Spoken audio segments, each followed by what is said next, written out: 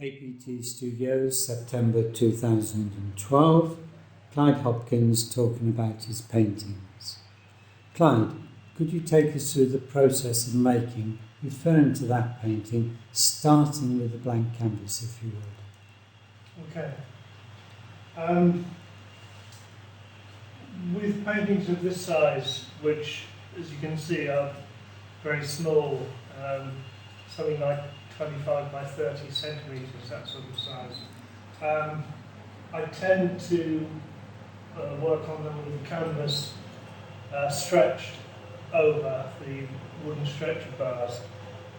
I only say this because with larger paintings, the sort of thing that you might see behind me over there, I more normally work with the canvas directly pinned to the wall, stapled to the wall.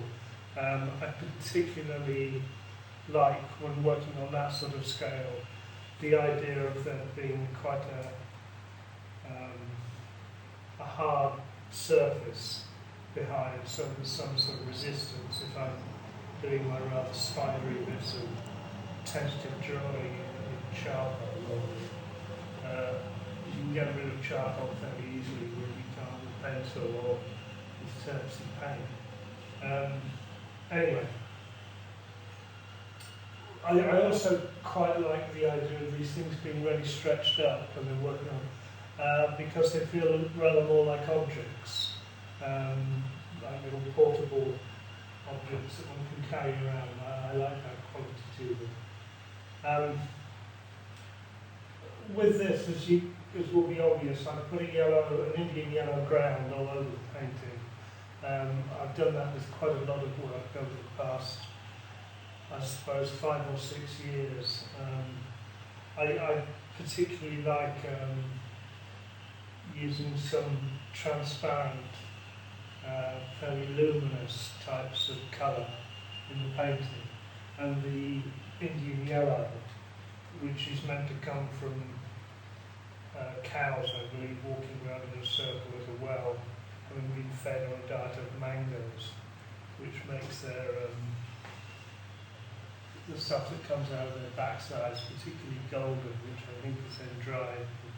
Anyway, this is what I'm told Indian yellow is made of. I enjoy that sort of lift that the transparent Indian yellow gives to the colour, and I particularly like a kind of mixture of brown and purple madder that I've been using largely as a kind of figure to draw on top of the Indian yellow with.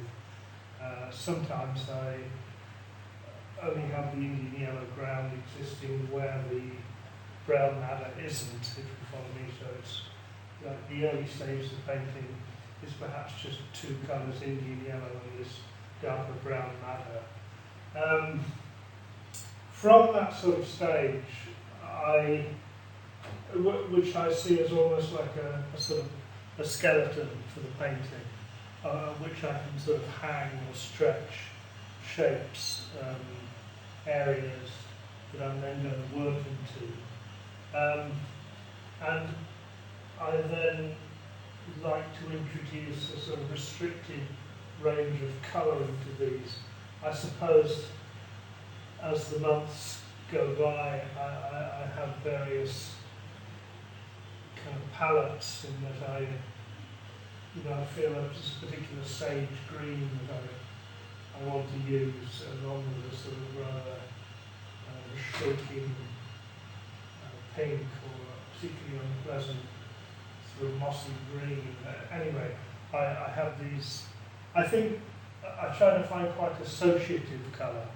I'm not always quite certain what their associations are, but I remember being very excited one of the first times a couple of years ago when I started thinking I could perhaps use turquoise blue in a painting, which I'd always thought was such a disgusting colour to have. That it seemed very exciting. You could put together a painting that perhaps uses almost like a mauvey blue or a violet blue alongside a sort of turquoise blue in the same painting. I get quite excited about. I quite like the idea of finding rather clumsily mechanistic ways of filling up the shapes or the surfaces. So I quite often have been using a sort of an organic pattern of dots made with reasonable but not obsessive care in the painting.